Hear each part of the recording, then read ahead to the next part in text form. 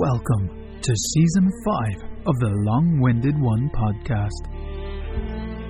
Listen as we showcase original work from top Royal Road authors read by professional voice actors. Hear interviews from your favorite lit RPG and game lit authors. Lastly, listen as the Long-Winded One tries his hand at his first ever lit RPG novel, The Four Treasures. All right, well, welcome everybody back to another episode of The Long-Winded One. With me today, I have Hugo Huesca, best known for the Wraith's Haunt lit RPG series, and we call it, or I often refer to it as Dungeon Lord, and the narrator of that series, Jeff Hayes from Soundbooth Theater. Welcome to the podcast, you guys. Thanks so much for having us.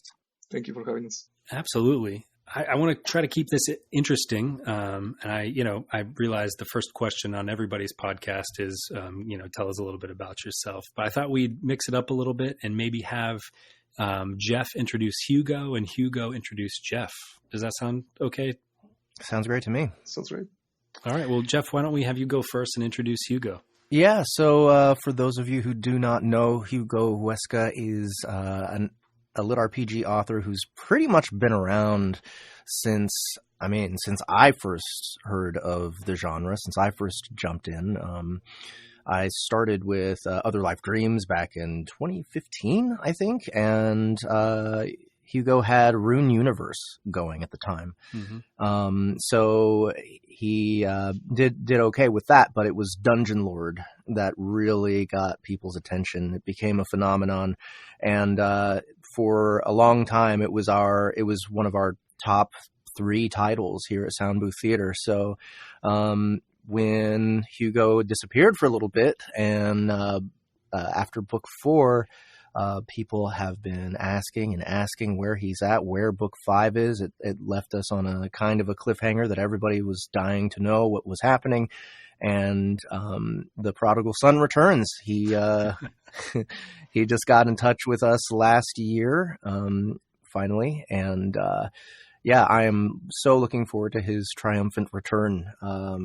People are really hyped about Dungeon Lord 5 coming out. And, after having narrated it, after, it's already been polished up and ready to go, I can say that I don't think anyone's going to be disappointed by what he's brought back with him. That's awesome. I'm actually familiar with Dungeon Lord as well. I think I started reading or listening rather back in 2018. I think the first 2 books is all that were out then. I could be wrong, but I still now in preparation for this interview, I was looking on Reddit and all the places, and people are still not having had anything for 5 years from the Dungeon Lord series. They're still saying, when people are talking about their their favorite books, people are like, "What about Hugo? What about Dungeon Lord?" Yeah, he remains in the collective lit RPG consciousness all this time. So his work has been powerful. Thank you very much, guys. Well, Hugo, you want to introduce Jeff? That's a hard act to follow. Yeah, it is. Let me give it my best. So I was a young writer trying to publish my first works when, while walking on the beach, I suddenly found a mysterious video game cartridge. And when I plug it into my NES system, a mysterious entity appeared, and he offered me a deal.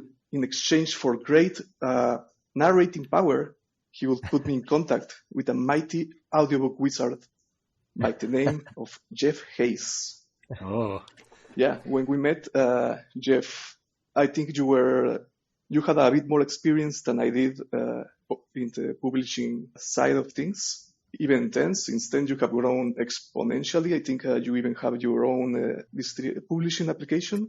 Yep, that's right. So yeah, and the only way I can explain it is thanks to that deal for dark power that we made years ago. Jeff, you never told me that you had genies pimping you out. Oh, no. Well, it's like I didn't want to share it too early in the game. Like people would see me as a cheater, but everything that I've accomplished since then, I think people will forgive me now. So I think I'm comfortable. It's all making sense now. Yeah. Was it a Game Genie? Oh, yeah. For NES? I'll go with that. Yeah, I'll pretend I came up with that. So this season has been about bringing together the people that actually write the words and the people that actually say the words. Because, I've found in my own sort of journey that I can, write what I think is a good story, but really it's the people with the other talents, the people like Jeff who really bring it to life. And you're both here today because you work together on the Dungeon Lord series. And so I would love it if you could tell us kind of your very first experience with this story. So for Hugo, it might be, how you came up with the idea. For Jeff, it might be how you, other than the genie, how you came to work with Hugo. You want to start, Hugo? Yeah, sure. Okay. Well, I came up with Dungeon Lord soon after finishing the Rune Universe series, which were my first ever published work. It was, I think, was it 2017, 2016? It was a while ago, more than I often think when I think of 2016. I had spent about a year working on the Rune series, and I was hoping to write something that I would personally enjoy. So I decided to not focus too much on genre expectations, things like that. I enjoyed the Dungeon Keeper series. I don't know if you guys have heard of it. It's a video game from almost 3 decades ago. Yeah. I wanted to see the perspective of portal fantasy and isekai from a different perspective, and I thought, what if I wrote about experiences of the person that is often seen as the villain? What if his side of the story was a bit different, and things spiraled from there. Yeah, well, thank you for that. So Jeff, you want to pick up from there? Yeah. So I remember back when I first started Lit RPG, I just finished Other Life Dreams. First saw the sales, and I was like, I got to get more of these damn Lit RPGs. So I started looking around a lot, and that's when I met Blaze Corvin, Harmon Cooper. Mm-hmm. Hugo was one of the people I talked to at first. Oh man, who else? Who else is from those early days? Where did you meet him? Did you meet them at the cons or? No. This would just be online. This would just be in Facebook groups. I found out about the Lit RPG, like the Game Lit Society. I guess at the time it was called the Lit RPG Society. Mm-hmm. Now it's called the Game Lit RPG Society, because Athon just took over management of the Game Lit Society. So yeah, I was, meeting a lot of the people that were fresh and new in the genre, and I was just picking things, like I didn't know what was going to be successful. And the ones that stuck out to me the most were the ones that I picked. Unfortunately, I looked over Rune Universe at the time. But I'm pretty sure that when Hugo was almost done with Dungeon Lord or had just published it, I think he reached back out to me to see if I'd be interested in it. And it looks to me just like what Hugo was saying, Dungeon Keeper in Lit RPG form. And already, I had sort of established myself as like the guy that's doing the weird stuff in Lit RPG, like the monster MC stuff, I don't remember if it was Life Reset or Dungeon Lord that I picked up first, but, Life Reset, the main character is a goblin. Everybody Loves Large Chests, the main character is a mimic. For the feedback loop, the main character is like a wise-cracking, 40s gangster, dealing with every different type of video game world imaginable, and totally off his rocker. So, I thought that this was just another great new angle to take in this genre, and it turned out I was right. Hugo just had the right right attitude and the right vision for this kind of thing. I get this, sort of Army of Darkness sense from the series, a great campy sense of humor out of it, really colorful characters. I guess it's kind of like a cross between Army of Darkness and like Nightmare Before Christmas. I love this comparison so much. Yeah. So it's like Army of Darkness and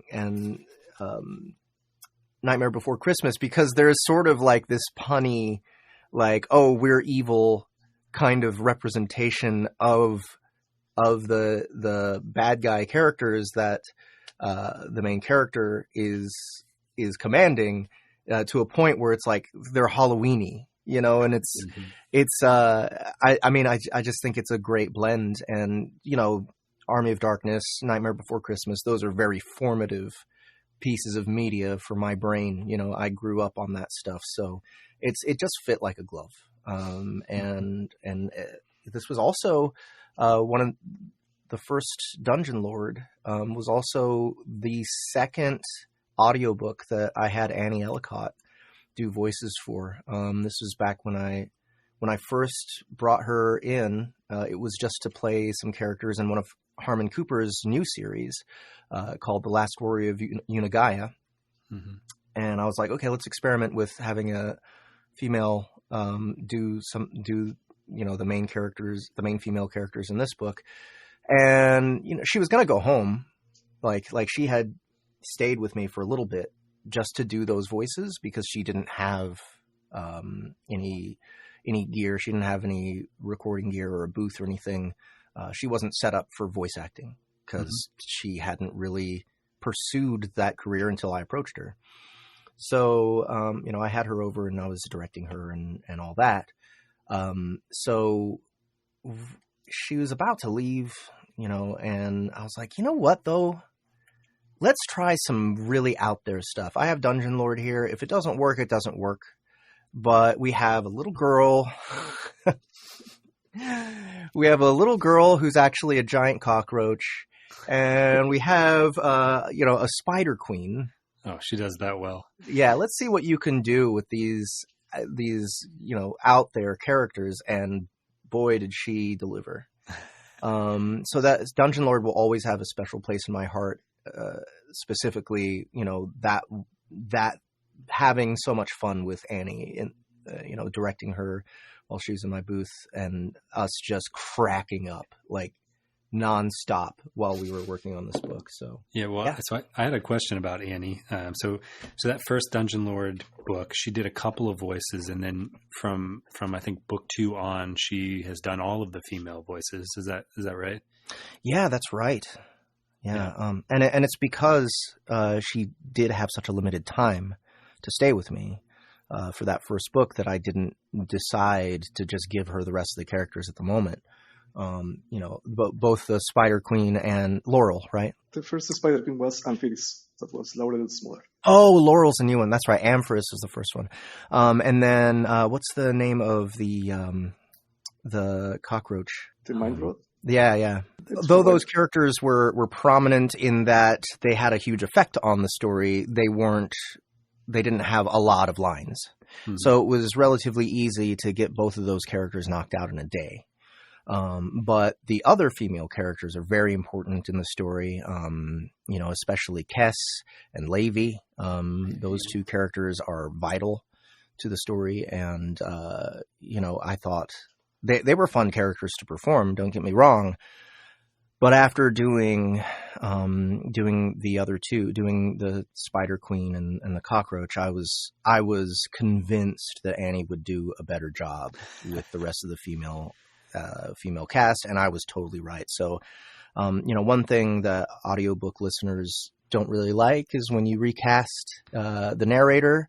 And so I wasn't sure how they would feel. I wasn't sure if they would be into it or not when I made that change for Dungeon Lord 2, but absolutely no complaints. Pretty much everybody that has commented on it has said it was an improvement over my versions of the characters, which is exactly what I was hoping for. And I would argue the same. I think that she knocks Levi especially completely out of the park. Levi really, really comes to life when Annie was doing her voice. I think there's even more than that too, Jeff. And not only does she do a great job, but there's a familiarity that you have with Soundbooth books, right? So when we listen, we know your voice, we're familiar with it. Sometimes it's a shock going to a different narrator, right? If you start a new book series. And, for us, I think Annie has done enough of your books now where we recognize her voice just like we recognize your voice. Sure. So that's part of it. But so I have a question for Hugo about this. It was about Annie and Jeff and their portrayal of your characters. And I was wondering if after a book or two, when you probably listen to them, right? Yeah. Does that affect the way you write the characters? Like, do you hear Jeff's voice or Annie's voice when you're forming phrases and sentences for these characters, dialogue? Certainly. When I am writing a line and I am not sure if it fits the character, when I read it aloud, I'm often trying and failing to use their voices, emphasis on their. So because in my head, Jeff and Annie's performance is the voices of the characters by now. Yeah. It also it helped me a lot recently while I was still working on book 5, because at some stretches, between stretches of the book, a lot of time passed. Sometimes I took out huge chunks of story, and I had to go at it since the beginning. Mm-hmm. And getting in the head of the characters again, it was a bit difficult to remember their mental state until I simply started the audiobook and heard them, and then it was as if no time has passed. So the audiobooks helped me a lot with getting back on their mental spaces. That's great.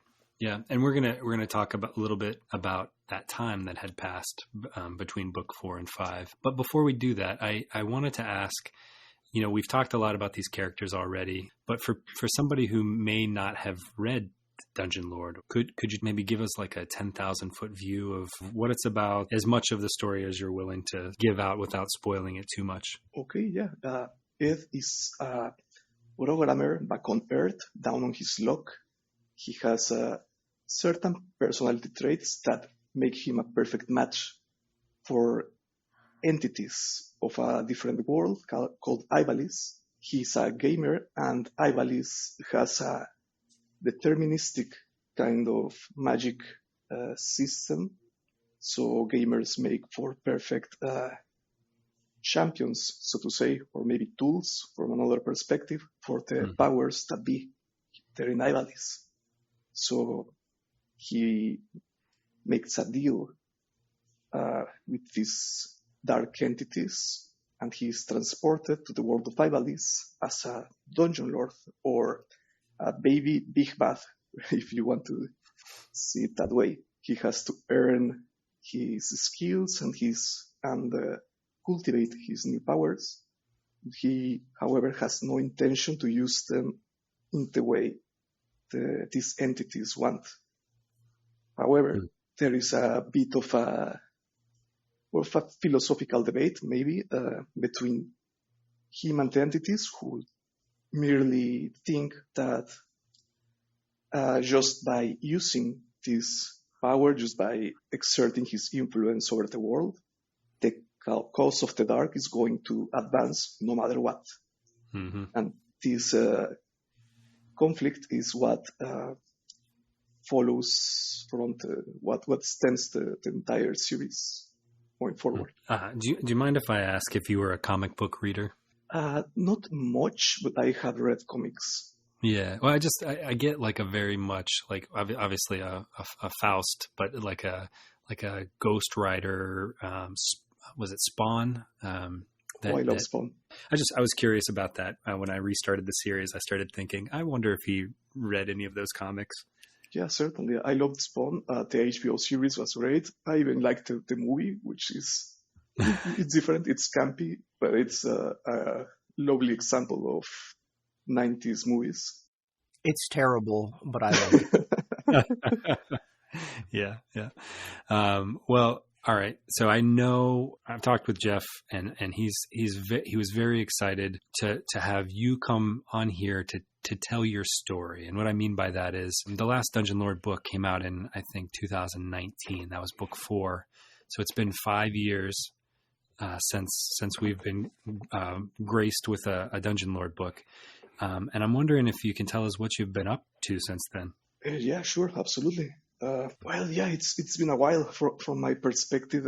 It's been almost 1 or 2 years, but I cannot deny the math. It's been quite more than that. Well, yeah, a lot of stuff happened. Some good, some bad. Just the same as, well, like life for everyone. I think. Just after finishing book 4, I was riding my bike. And got into an accident where a motorcycle hit me from behind. I flew up in a perfect arc, which was for a long enough distance that I had time to think, okay, Hugo, you can just perform a superhero landing, roll with your shoulder, and you'll be just fine. Oh, so I extend my arms and just smack flat on the pavement. So my skill test for the superhero landing, that was a 0. You didn't stick it, huh? Yep. No, it stuck me. Yeah. I got up and I remember I felt absolutely no pain. I had only a few scratches.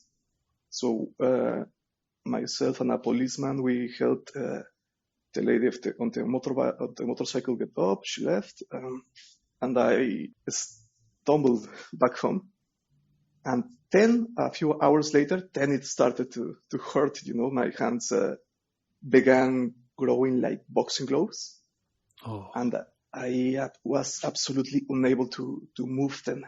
And also, I think I was confused, looking back, because I was definitely not thinking straight. I did not call anyone. I merely let a friend, who thankfully is a doctor, know.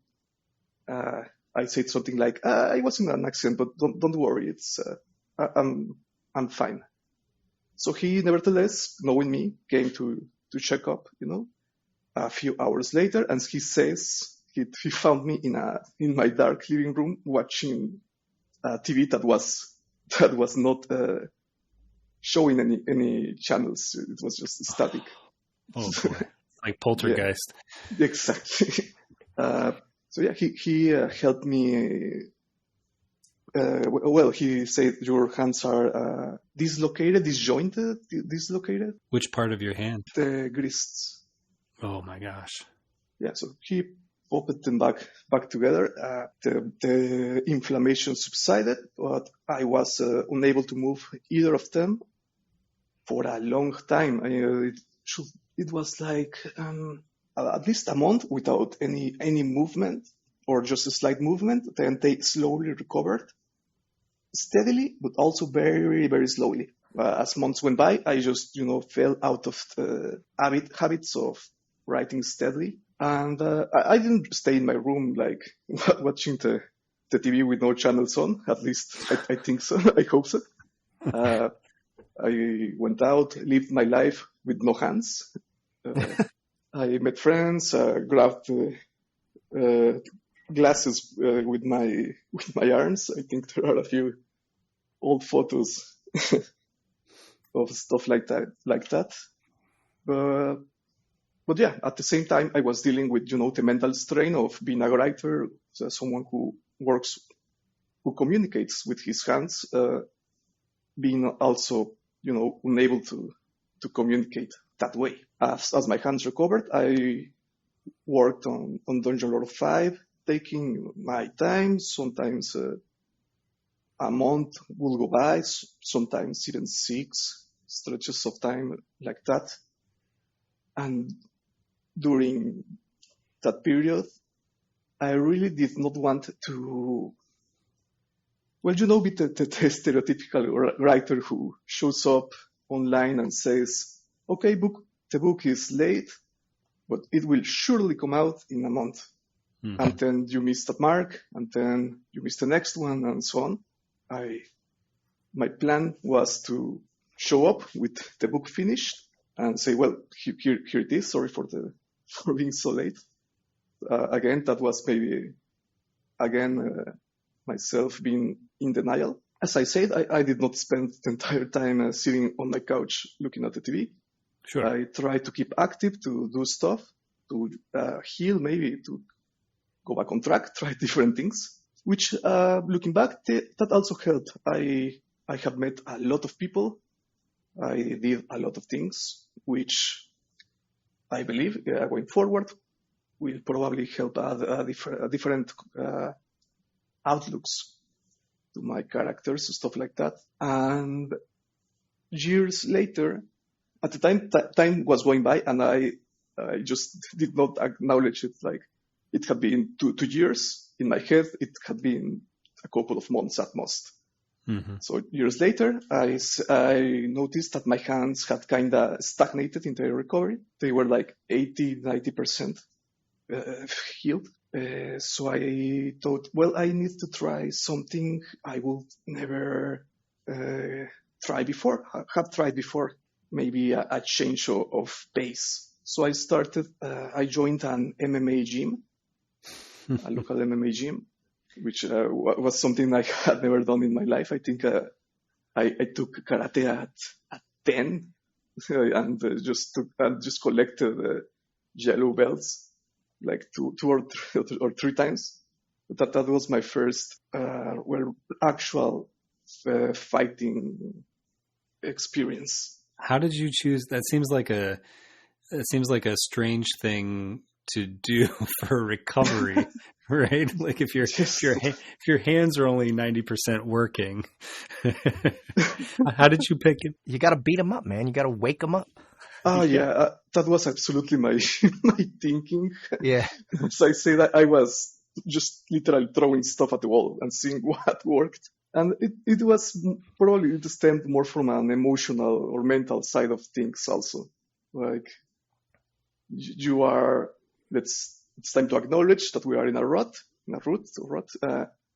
So the only way forward is to do something that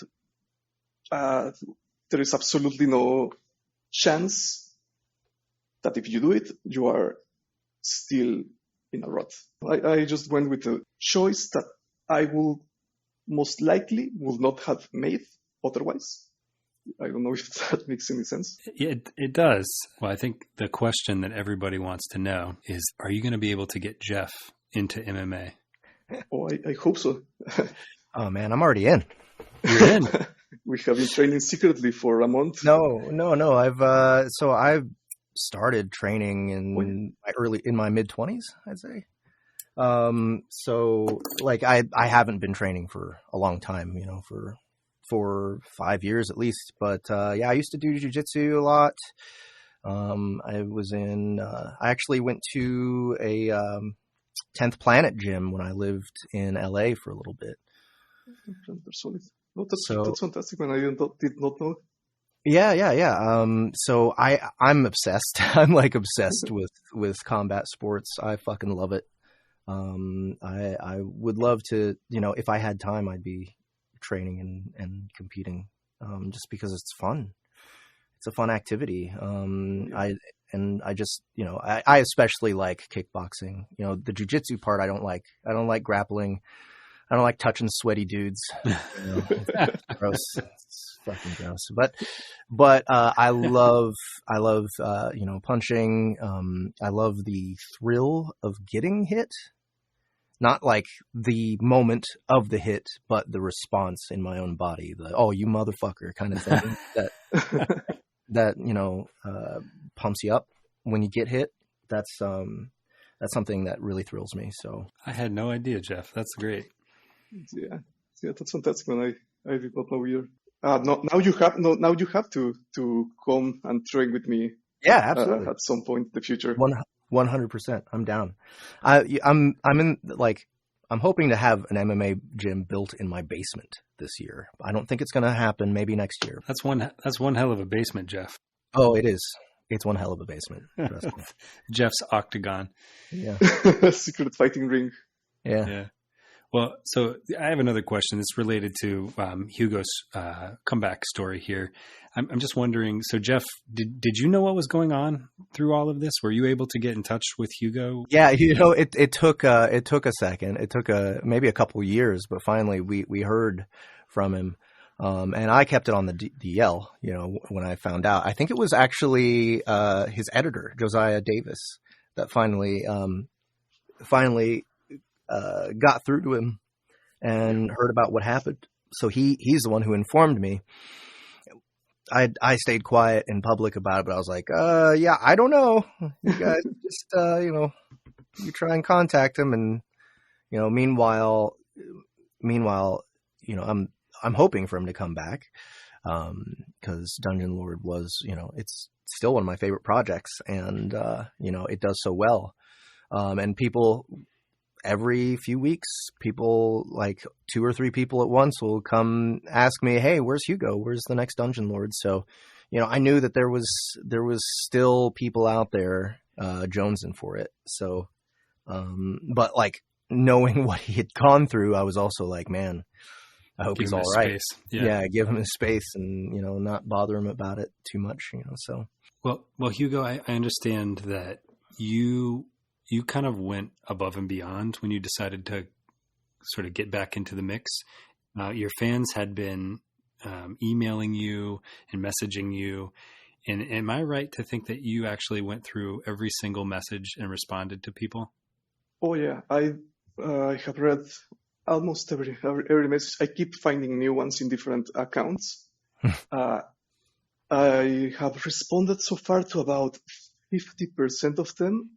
My son was born a few months ago, and suddenly I was entirely out of time except to feed a screaming little guy and try to get some sleep. And it has been steadily getting better. Either he's by now starting to figure out the concept of how to poop, or we are steadily getting better as parents. Yeah, it's a little of both, I think. I've been through it. I hope so. Well, I'm wondering if there are any of those messages from your fans that stood out to you that you'd want to share, or whether you have it printed off in front of you, if there's just like a sentiment that you want to share that, maybe kept you moving forward or really meant a lot to you. Oh, absolutely. Every message was just, a great output of support, of well wishes. There was no pressure or anything of the sort that maybe I was expecting or could be expected. I think Lit RPG fans or readers in general are, great at empathy, so to say, because we have experience being in somebody else's shoes, I think. So yeah, there was just a fantastic output of support, which made me feel guilty for thinking that it would not be the case. I have met a lot of great people that way. I still keep in touch with some of them. I have received even fan art. I have even received fan art, which I will share in the next few days in my Facebook post. I have never received fan art before in my life, so that was a great feeling as well. I met a lot of new or experienced fathers, and they shared with me their own experiences, their tips, their fatherly wisdom, so to say. And I made great friends that way. And their advice actually really helped, because my son, he at the start he had issues with gas, colic, which means he spent a lot of nights just screaming his lungs out. So that was really tough. Like the first night, I was sure that by changing his shirt, I had broken it. Like I had broken his arm somehow with my mighty strength. I mean, that was the scariest thing for me holding this little baby, right? Is like they're just so vulnerable. Yeah, man. Yeah, that's a feeling. That's a feeling I had never experienced before. Like being so absolutely responsible for another person's well-being. Well, thanks for sharing that. So we're getting near the end of the interview now. I did have a question. So I've been interviewing some of my favorite authors and narrators for the last, 8 months now. And something came up that I'm actually just kind of curious about your take, because I think it's kind of a controversial belief. So I interviewed Eric Uegland, and he said this on panels before, but he also said it on my podcast. And he's thinking that lit RPG is not in itself a genre, but more of a label that you put on a genre, right? Because you can have lit RPG science fiction, right? You're a science fiction author, Hugo. You have your was it Journey Back to Mars short story collection? Is that right? Uh-huh. But those were not lit RPG. They were mainly just science fiction. Yes. Yeah. But as somebody who has written science fiction, I'm curious what your take is on this. And Jeff, you too, as somebody who is immersed in the lit RPG community, do we think lit RPG is a genre or more of like a label that can fit on other genres? Well, I think that genres in it themselves are also as much labels as lit RPG could be, because they are in the end just a series of expectations that readers and authors share for a certain story, and we can just mix and match them to create different effects or of feelings. So you can match horror and fantasy just as much as you can match lit RPG and fantasy or lit RPG and horror. Although I personally I think that matching lit RPG and horror it can be tough, because in horror you need to have characters that are mostly unable to defend themselves, and lit RPG is the opposite. Like there has to be a sense of progression, of constantly improving at least in some parts or some sense, which can work great in survival horror, for example. But straight up horror, I have not seen a work that does it. I still think it's possible because as like from being very technical, I don't see why lit RPG should not be a genre. It has a set of expectations. It is a really flexible genre that you can have it as a fantasy in the future, those sort of stuffs. Mm-hmm. But in the end, those are also just labels that readers and authors can play with. I really like what you said. I hadn't ever thought of it this way. You think of them as like almost like containers, right? Genres as containers, but you're right. They're just a set of expectations, right? Yeah. That's a good way to put it. Yeah. I agree with Hugo on this. It's funny because I've always struggled with genre as a concept when I was more of a consumer of fiction than I was a producer, or even a producer instead of a publisher. But now that I am a publisher and I've had enough experience and I've talked to other publishers about this, it has occurred to me that genre isn't so much about the composition than it is about the aesthetic.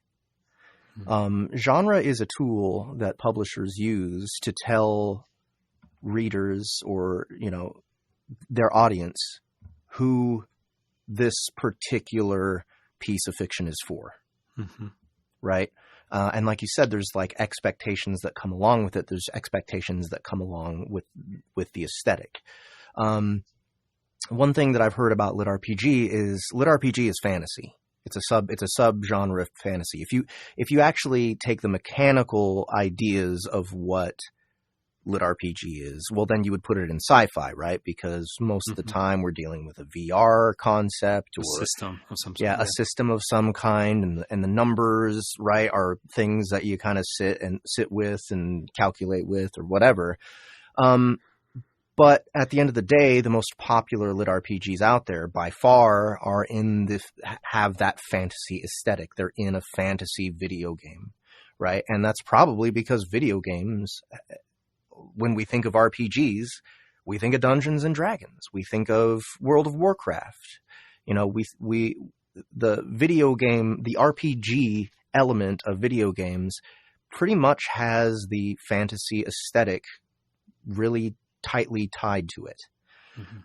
So there's that consideration. But also when we talk about other genres like sci-fi, right? When I think of sci-fi as a consumer, I think of hard sci-fi. Like, okay, we're taking a scientific concept and we're exploring it. And in order to explore it, we're going to go into the far future so that it's explainable as to why there's all this advanced technology that we can use to hand wave things away so that we can get at this idea.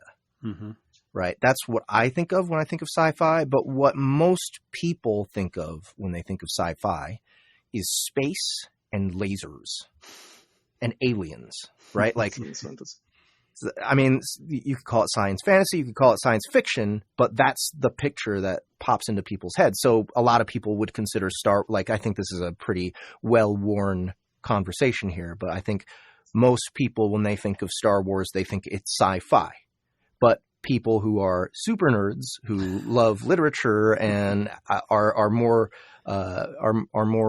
particular about the details of genre and the mechanics, they would say it's sci-fantasy, like Hugo said, where there's nothing to do. There's no scientific ideas to explore in Star Wars, right? It's just it's all magic, and they're just in space with laser swords. Yeah, it's like high fantasy, right? Good versus evil, magic, right? Sort of thing. Yeah.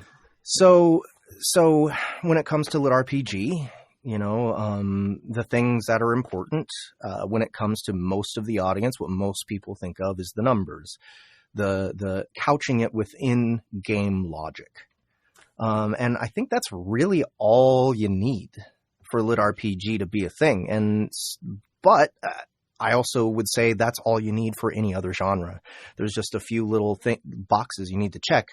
Now it's in the genre.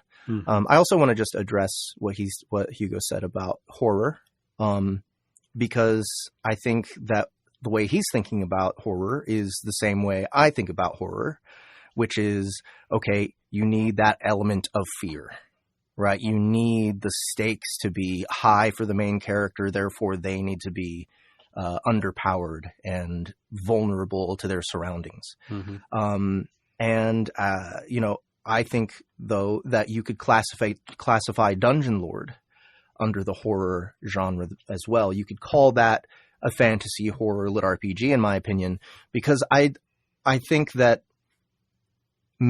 although I'm seeing the mechanical aspects of horror when I think of horror, I think most people see the aesthetic, which is the grotesque, the macabre, Halloween, ghosts, blood and guts, you know, yeah, exactly. Gore, monsters, right? I think, darkness, right? Very dark, and Dungeon Lord definitely fits in there. And actually, I would argue that at least for book 1, there was some genuinely scary elements because of the damn roach girl, right? like especially the way Annie performed it. It was, it was awful, right? In the best way. And so, yeah, I think horror is something that can fit into lit RPG, if you're not concerned so much with the mechanics of it and you're just using the aesthetic. Well, last question for you guys. I want to know what's going on for you guys. What's coming out? What can we expect? I'm hoping Dungeon Lord 5 is on the list of things, but please tell us what's going on with you and where we can find you online. Well, Dungeon Lord 5 is thankfully at last finally coming out. The pre-order is up, and it should launch in before the end of the month, on the 29th and it should have a coordinated release with the audiobook, so they both launch at the same time. Oh, that's great. Yeah, the book is 900 pages long, so it's a chunky boy, and the audiobook it's also. It's going to be about 30 hours. 30 hours, I think. That's great. Let me see if they have it on 30 hours and 6 minutes. Oh, wow. It's a big one. I think that's my longest so far. Yeah. You came back with a bang, Hugo. Yeah, totally. Let's see. Hold on. Book 6 of DCC is the next longest, I think, and that's probably 29. It's up definitely. Most of them are in the mid 20s. 26. Okay, so 26. So book 6 of Dungeon Crawler Carl was my longest before this one. So, yeah, this will be our longest for sure. Yeah, I have to. You got the record. It's a big one. Yeah, like Hugo said, the audiobook is coming out at the same time as the Kindle edition, so I hope you'll all pick both of them up. I don't know if we did enough. So, okay, for those of you who don't know, there's certain series that we started on Audible that were pretty popular that we decided as we kept going along to keep incorporating more cast and more sound effects and more music. And Dungeon Lord is one of those. We're trying not to do so much of that for our Audible releases going forward because, we want to save our premium productions for our own app. But for now, we're not going to let down the people that have already experienced some of that production value go up during the series that they've already started. So from Dungeon Lord 4, we actually did quite a bit extra sound effects and music, and we expanded the cast a little bit. So for 5, we just went all the way. We just went all the way with this one. So that's one of the reasons it's taken so long for us to get it done. But I'm very proud of my crew, my sound effects crew. My Dane Bryant Fraser is the composer for this one. There's quite a lot of music in this one, and we've expanded the cast quite a bit.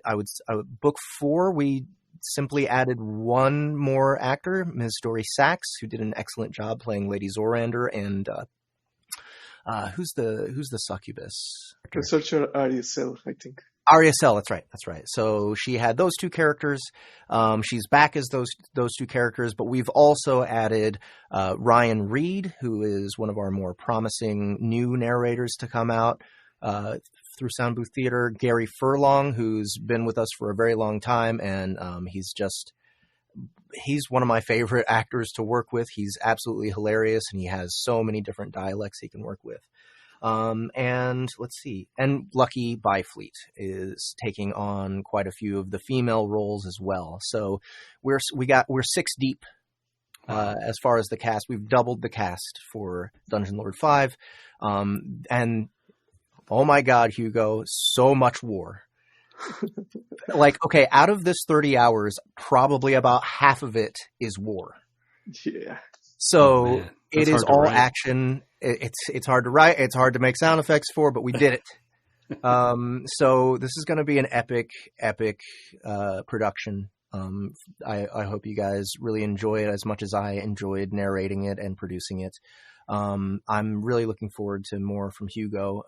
He said how far are you into book 6 now? 70,000 words, about 80,000. Okay.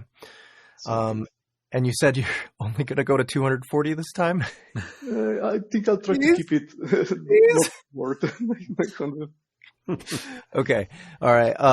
So, we got another big release in the series next year. And other than that, guys, come join us at DragonCon. We're going to be at DragonCon. Let's see. It's end of August through beginning of September this year in Atlanta, Georgia. We have our own event happening on Sunday night at 7:30, and it's dedicated to Lit RPG. We'll also be celebrating that Dungeon Lord 5 is releasing while we're gone, while we're at DragonCon. So yeah, come join us at DragonCon. And last thing I'll ask you guys to do is check out litrpgcon.com. Yes. Soundbooth Theater is running our own an entire convention dedicated to Lit RPG next year. Where I heard Hugo and Jeff will be in an octagon doing some MMA. Is that? I'm down if you are, Hugo. Absolutely, the secret competition. Yeah. I'm sure it wouldn't be too expensive to rent a cage to put in there. July 18th through 20th is when that's going to be. It's going to be in Denver. So go check out the website, sign up for the newsletter there, and you'll get more notifications when we have more details. So far, it's just a newsletter sign up or an application for creators if you want to attend as well. But yeah, it's going to be a blast because we're gonna take the convention model and tweak it a bit to where it's more about fan engagement, more about us having fun than us kind of like marketing to you. Mm-hmm. Right. This is about celebrating the community and hanging out with you guys and getting to know you, rather than us just trying to sell you stuff. So that sounds amazing. It's on my calendar already. All right, guys. Well, thank you so much for coming tonight. And Hugo, welcome back, buddy. Thank you very much. I'm glad to be back. Thank you for having us. It's been a great time. Yeah, absolutely. Great podcast as always. Thank you for joining us down this Lit RPG deep dive. Please consider giving us a review on Apple Podcasts and visit us over at longwinded.one, where you can see past episodes and find all of our socials, even our new Discord server. We hope you enjoy.